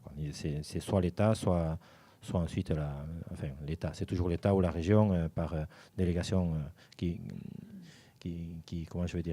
met en œuvre la politique de la PAC. Mais ce n'est pas nous. Donc, par contre, ce qu'on peut faire, nous, très précisément, c'est quand sur ces filières-là, on s'attache à avoir des filières nombreuses et les plus dynamiques possibles, celles-là, on peut les aider. Et ça, on sait que par conséquence immédiate et positive, c'est que c'est la ferme, c'est les fermes qui vivent. Donc, tant qu'il y aura des fermes qui vivent, il y aura des paysans. Forcément, il y aura donc des gens pour entretenir l'espace. Mais c'est quand même il ne faut pas se voiler la face, c'est quand même un enjeu majeur, c'est sûr, mais aussi très difficile à remplir. Hein. Ce n'est pas simple du tout de faire que de 4000 paysans, on soit encore 4000 paysans dans 15 ans ou 20 ans. Vu la tendance dans laquelle on est, c'est sûr qu'on ne sera pas 4000, mais c'est comment est-ce qu'on peut limiter au maximum l'hémorragie, parce que c'est comme ça que ça se dit quand même, les choses, et comment est-ce qu'on va arriver à bloquer à un moment donné, voire à repartir. Voilà, c'est toutes ces actions sur la cession de transmission, sur la maîtrise du foncier, enfin, c'est toutes ces choses-là qui vont nous y amener.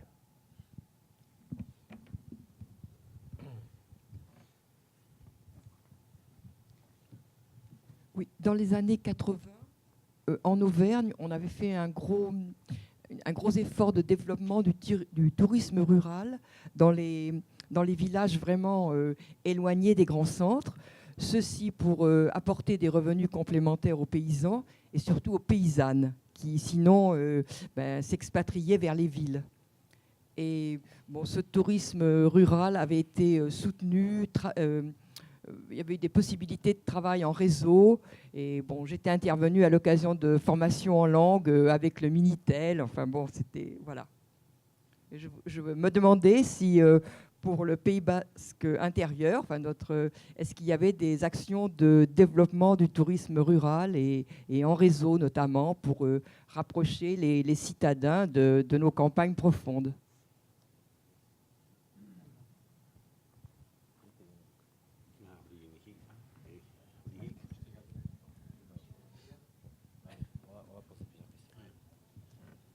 Oui, bonjour.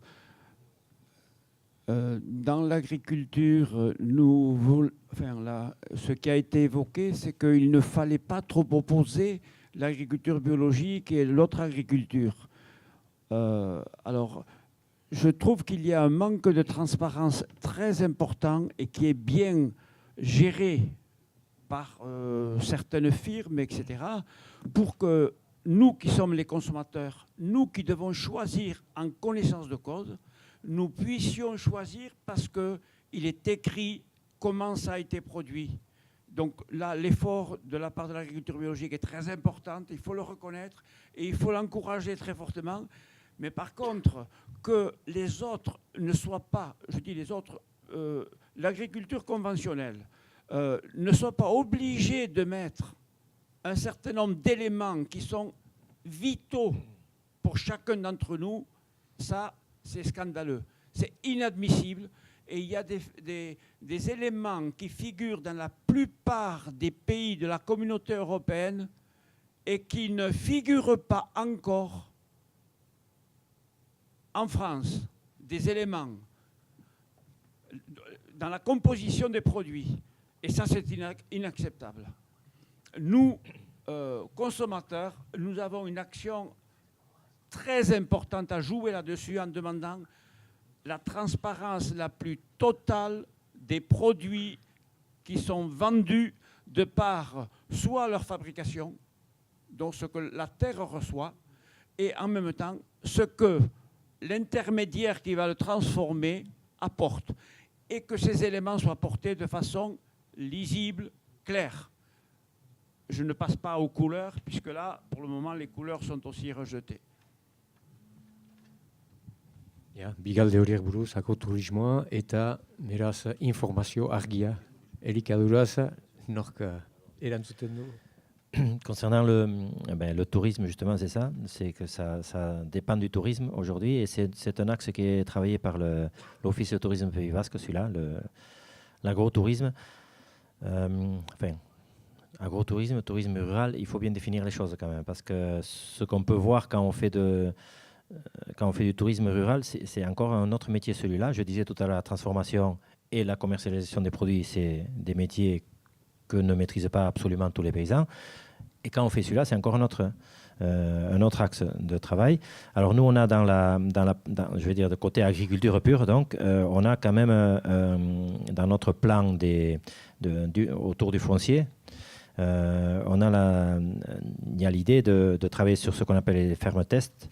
Alors, ferme test, c'est celle où les paysans vont venir se tester pendant 1 an, 2 ans, un peu comme dans les pépinières industrielles que vous connaissez. Voilà, des pépinières.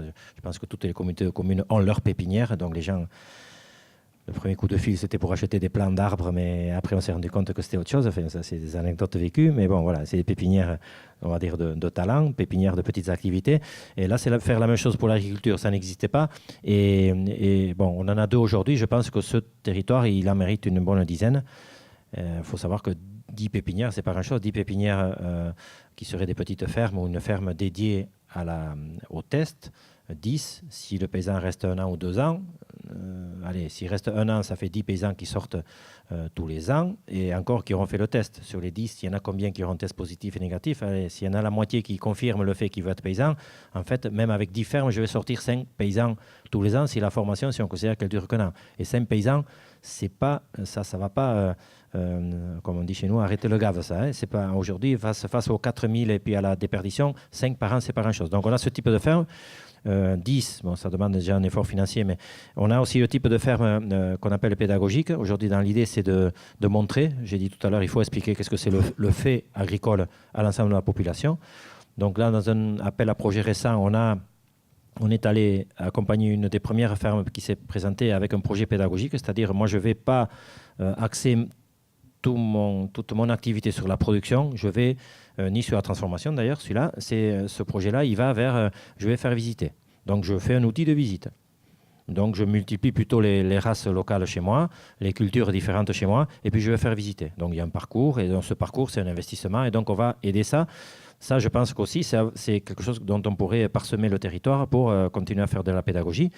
Il y a ensuite les fermes que moi j'appelle expérimentales, celles qui vont décider de celle où l'agriculteur est un agriculteur ou un éleveur, pas commerçant, mais il a du gingembre, ça fonctionne bien, il est peut-être ingénieur, et il veut faire des essais. Il veut faire des essais d'autres cultures, d'autres façons de faire. Et cela, c'est pareil, ce type d'initiative, on les aide, on les accompagne. L'idée, toujours là, derrière, c'est du revenu supplémentaire.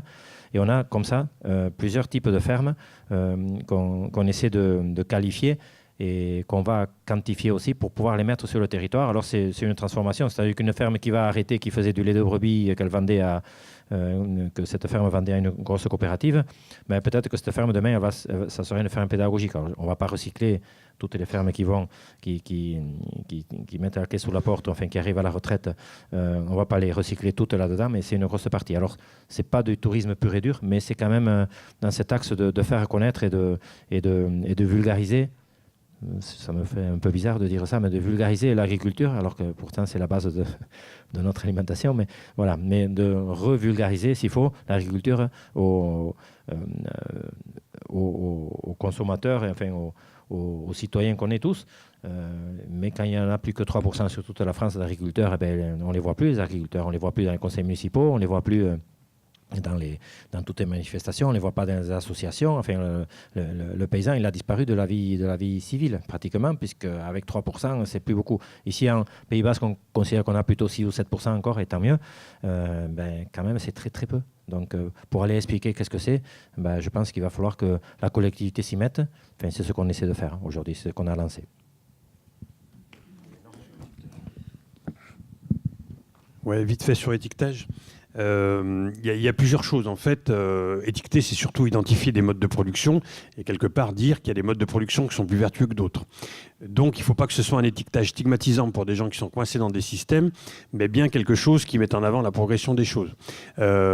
Juste par rapport à les gens qui sont sous signe de qualité, AOC, il y a quelque part un cahier des charges qui identifie un produit. Les gens qui sont sous agriculture biologique, de la même façon. Ceux qui ne sont pas dans ces systèmes-là, effectivement, il faut une information aux consommateurs. C'est ce qu'on avait poussé, nous, la Confédération paysanne, dans les États généraux de l'alimentation. C'est ce que Macron avait commencé à faire. Et puis finalement, le peu qu'il a fait, il n'a pas fait grand-chose. Et le peu qu'il a fait, le Conseil d'État l'a démoli, notamment sur l'étiquetage sur les huîtres. Donc ça veut dire qu'il y a des lobbies puissants derrière. Et ces lobbies puissants, il faut aussi arriver à les contourner par l'incitation à un changement de pratique. Et aujourd'hui, on voit quand même qu'il y a une prise en compte par les paysans et l'agroalimentaire aussi, qu'il y a un segment de marché autour de l'identification de ces choses-là. Et on voit apparaître, alors que toutes les AOC, tous les signes de qualité sont portés par des paysans et des paysannes pour mettre en valeur un territoire avec les gens qui composent ce territoire-là, on voit apparaître aujourd'hui de la segmentation de marché qui est faite soit par la grande distribution. Par exemple, aujourd'hui, il existe un porc avec une identification sans antibiotiques après le post-sevrage et nourri sans OGM. C'est Carrefour qui pousse ça. Il existe aussi de la segmentation de marché, je pense notamment à Sodial, qui fait du lait au foin, du lait avec des jours de pâturage. Mais c'est quelque part l'agroalimentaire qui aujourd'hui est en train de faire le boulot à notre place, parce qu'on a été incapable de le faire aussi, il faut le reconnaître, parce qu'on n'a pas pu se mettre d'accord entre nous. Et il y a un vrai danger à voir l'agroalimentaire développer des espèces de concepts pseudo-vertueux, même si ça avance dans le bon sens, et qui vont capter tous les bénéfices de ces systèmes-là. Et je pense qu'il faut vraiment qu'on arrive à se remettre tous autour de la table, acter le fait qu'il y a un modèle qui est fini, et qu'il faut en changer. Mais il faut en changer tout de suite. Ça veut dire qu'il faut peser sur la réforme de la prochaine PAC, il faut peser sur les lois qui sont aujourd'hui en discussion ou qui vont être en discussion pour accompagner les changements. L'étiquetage, ça peut être quelque chose qui identifie le consommateur, qui permette aussi au consommateur de peser dans ses choix alimentaires, et quelque chose qui soit un peu, j'allais dire le père Fouettard, mais il y a un peu de ça, parce que ça va obliger à s'auto-stigmatiser quelque part en disant « Oui, moi, il y a des pesticides dans mes produits. Oui, moi, mes pommes, j'y colle 30 traitements de pesticides. » Je ne suis pas sûr que les gens soient bien spontanément enclins à étiqueter eux-mêmes. Mais je pense qu'il faut vraiment... moi, c'est un peu mon obsession. Il faut vraiment dire...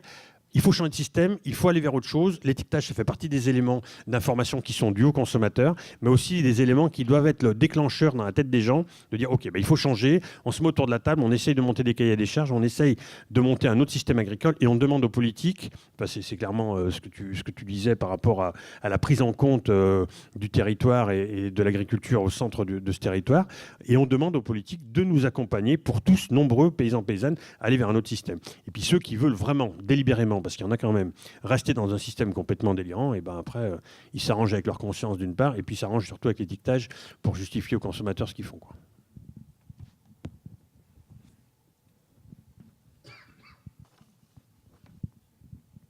Une question. C'est bon là, on m'entend? D'accord. Pour vous, Monsieur Pinatel, même pour les autres, de toute façon, parce que ça transcende un peu tout. J'aimerais savoir comment contourner les lobbies qui sont présents, notamment à l'Assemblée nationale, et qui gravitent autour du gouvernement, justement. C'est bon? Ah, c'est mieux. C'est mieux, ouais.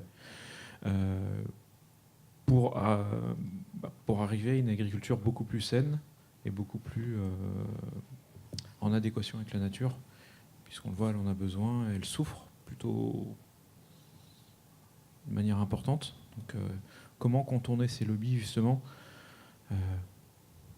Parce que ils sont présents, très très présents, et on le voit, les ministres de l'Agriculture qui se succèdent je vais utiliser le terme, mais sont bouffés par ces lobbies-là. Donc comment contourner? Voilà. Et il y a une autre question qui est en lien avec ça, que vous vouliez faire? Au niveau des lobbies, Prends le micro, s'il te plaît. Sur les réseaux sociaux, moi, je me suis pris la tête avec des agriculteurs qui me parlent de glyphosate intelligent. J'ai cru rêver. Je les assure, sur Twitter, il y en a quelques-uns qui sont présents et qui parlent de glyphosate intelligent et d'utilisation de cette manière-là. Donc, ça m'a fait un peu bondir, enfin un peu beaucoup même d'ailleurs du reste. Donc, il y a aussi ces consciences à, je ne sais pas si libérer, mais changer leur mentalité aussi. oui, une question au niveau des lobbies. Est-ce que vous pensez que les lobbies, c'est vraiment un problème, ou c'est pas plutôt notre élite qui est un vrai problème, qui écoute ces lobbies? Il y a un peu la réponse dans la question, hein, il me semble. Sur les lobbies, tu l'as dit clairement, aujourd'hui, on voit bien, pour parler de l'agriculture, que le ministère de l'Agriculture est sous dépendance des lobbies, de façon très claire. Stéphane Travers, c'était le ministre, j'allais dire de l'incompétence et des lobbies, mais je pense que c'est quand même ça. Enfin, nous, chaque fois qu'on l'a rencontré, à la fin, on ne demandait même plus de rendez-vous, quoi, parce que de toute façon, ça ne sert à rien. Didier Guillaume arrive, un peu un a priori favorable, parce qu'on ne peut pas déjà, sans connaître les gens, dire que c'est tout pourri, mais on voit quand même que, oui, il est soumis à pression. Après, est-ce que c'est un problème qu'il y a des lobbies, et quels sont les lobbies qui posent problème et ceux qui ne posent pas problème, et qu'est-ce qu'on répond à cette puissance des lobbies? Aujourd'hui, on voit que le principal lobby qui s'exerce sur le ministère de l'Agriculture, c'est la FNSEA, clairement. Parce que la FNSEA, elle est bouffée par l'agroalimentaire. Quand Christiane Lambert, en permanence, je vais essayer de ne pas trop en mettre une couche sur la FNSEA, parce que lui, il a tellement balancé tout à l'heure qu'on va essayer de ne pas faire de surenchère, mais il y a quand même... la FNSEA, Christiane Lambert, elle défend l'agroalimentaire, elle défend le fait que sans agroalimentaire, on n'aurait pas tous ces bons produits sur nos tables. Elle le dit régulièrement. Il y a un vrai problème au niveau de la structuration agricole, d'un syndicat agricole qui défend plus les paysans et les paysannes et ses adhérents, mais qui défend ceux qui sont en train de les bouffer. Enfin, il y a quelque chose qu'il va falloir un jour faire péter. Moi, je reste persuadé qu'un jour, la FNSEA elle s'écroulera d'un coup, sans qu'on l'ait vu venir, un peu comme le mur de Berlin, toute comparaison, toute proportion gardée. Mais je pense qu'effectivement, un jour, ça va tomber et il faut tous qu'on soit prêts, paysans, paysannes, mais aussi citoyens, citoyennes, à accompagner la transition qui va être derrière. Parce que la nature a horreur du vide et on peut avoir pire. Et dans le paysage agricole, on a quand même déjà un peu pire par endroit avec les gens de la coordination rurale dans certains départements.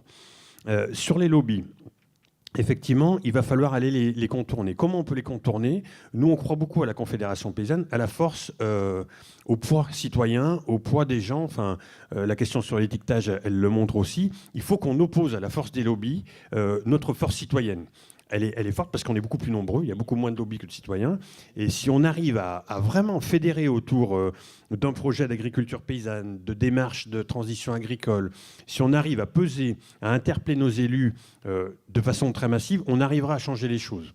Et après, il y a la structuration un peu pyramidale de l'organisation agricole qui fait que les lobbies, eux, ils ne vont pas se faire chier à venir dans les communes, ils vont taper directement en haut, là où les décisions se prennent. Ils sont très forts à Bruxelles, enfin Gérard, tu le dirais mieux que moi, ils sont aussi très forts au niveau du ministère, et je pense que nous, on doit opposer une espèce d'intelligence collective territoriale, et on doit aller rencontrer, travailler main dans la main avec les élus pour reconstruire l'agriculture et les politiques agricoles au premier échelon sur lequel on a du poids et sur lequel on est légitime, c'est-à-dire les territoires, et refaire de l'agriculture, de la production agricole, l'expression d'un territoire avec les typicités d'un territoire.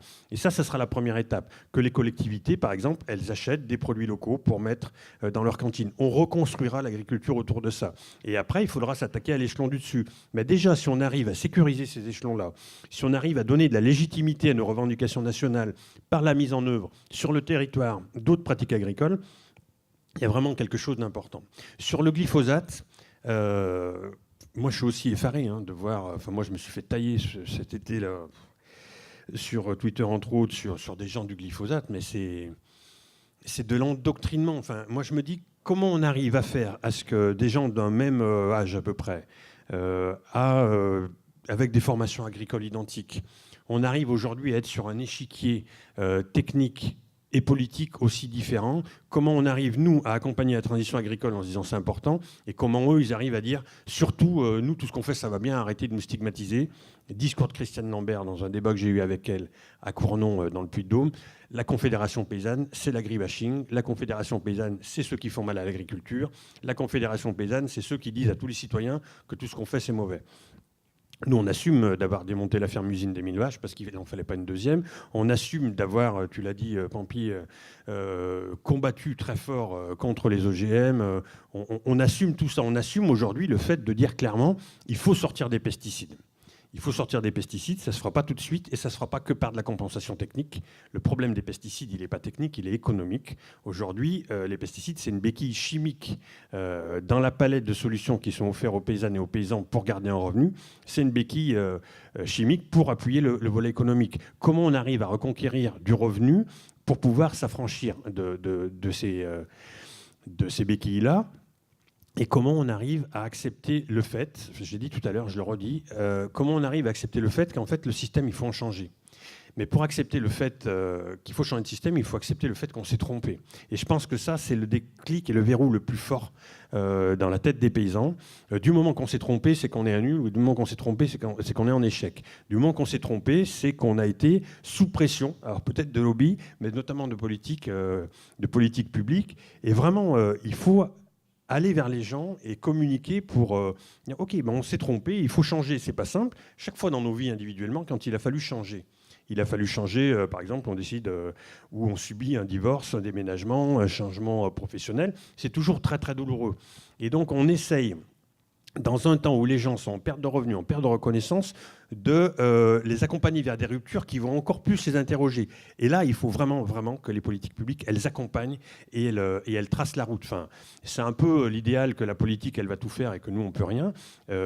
C'est plutôt l'adéquation entre des volontés locales, des aspirations légitimes à changer et la sécurisation par des politiques que le changement, ça va faire mieux. Mais c'est un vrai problème, hein, ces gens qui se regroupent dans l'entre-soi complet en disant tout ce qu'on fait, c'est bien. Moi, j'ai une fille qui est en première année de BTS agricole, qui vient de faire un bac, on est à sa 5e année de formation, et elle a des copains qui viennent à la maison, alors qu'ils s'amusent à se balader avec des t-shirts GIA à la maison. Bon, j'essaye de ne pas trop relever, mais il y a quand même... on discute des fois, et je vois bien qu'ils sont confortés dans leur entre-soi par le fait que, voilà, les paysans, on est stigmatisés parce que les citoyens ne comprennent rien, parce que tous ces branleurs qui travaillent à 35 heures par semaine, ils viennent nous donner le ton de ce qu'il faut faire. Et je pense qu'en fait, le problème, c'est la rupture entre l'agriculture et le reste. Enfin, tu l'as dit tout à fait quand tu disais il n'y a plus de paysans. Les paysans, ils disparaissent des associations, les paysans, ils disparaissent de tout ça. Et il va falloir recréer ce lien. Alors, l'Ourama, c'est typiquement recréer du lien entre les paysans et les citoyens pour faire comprendre aux paysans que les aspirations de la société, elles ne sont pas antagonistes avec les leurs. Au contraire, qu'on doit revendiquer, non pas que les gens travaillent plus et qu'ils nous laissent tranquilles, mais de s'imprégner de ce qu'ils font pour retrouver de la fierté de faire notre métier. Mais il y a un vrai chantier. Hein. Mais... voilà, il y a plein de gens qui changent, il y a plein de gens qui s'installent dans des systèmes différents, il y a plein de gens qui prennent des virages. Donc, je pense qu'il faut rassurer ceux qui n'ont pas encore le courage et l'audace de le faire avec les expériences qui marchent. Bon, Asken Galdevat, Ordion. Oui, si vous voulez. Et puis on va s'arrêter après. Oui, tout à l'heure je parlais que nous avions une grande force, nous, consommateurs, et c'était la première force qui serait capable de contourner les lobbies, en quelque sorte. Si on refuse certains produits et qu'on n'accepte que certains produits, d'autres produits qui sont de qualité et que les gens ont besoin, en quelque sorte. Vous avez évoqué également le problème de le bio qui n'est pas encore accepté, recherché en quelque sorte par nos politiques. Je pense que c'est à l'échelon communal, intercommunal, etc., que ceci doit intervenir. Là aussi, c'est nous, les citoyens, qui devons être les plus actifs pour pousser ces élus en leur disant il faut aller vers là parce que nous voulons et que la santé de nos enfants, de nous tous, nous intéresse. Si on ne les pousse pas, ils ne vont pas bouger. Ils vont rester dans leur fauteuil douillet. Je schématise un peu, je suis un de ces élus aussi, et donc je sais ce dont je parle, autant sur l'agriculture que le pastoralisme. Untsa, mil esker, beraz, zuen parte hartzeagatik, mil esker unarat mainuntarat etorri diren guzieri. Hala, beraz, ikusten dugu dena den aldaketan girela, baina aldaketa horta badirela gauza hinitz zailak direnak martxan ezartzia, elikaduraren eta buru jabetasuna, elikaduraren kalitatea, hori da, beraz, pundu gakoak hemen eta azpimarratuak izan direnak, eta lujama hortan da, erdi-erdian, funtsean, hori bultzatu nahian eta buru jabetasun hortan, jendek beren janaria, beren gerua eskuetan hartu nahi dutela, hori frogatzen duela, 13 urte hauetan, hori segitu beharko da, eta segitu beharko da ere, hor, eta instituzio berriekin abiatua den lana hautetxeekin, eta laborariek eta kontsumitzailek badute hainitz egiteko hortan.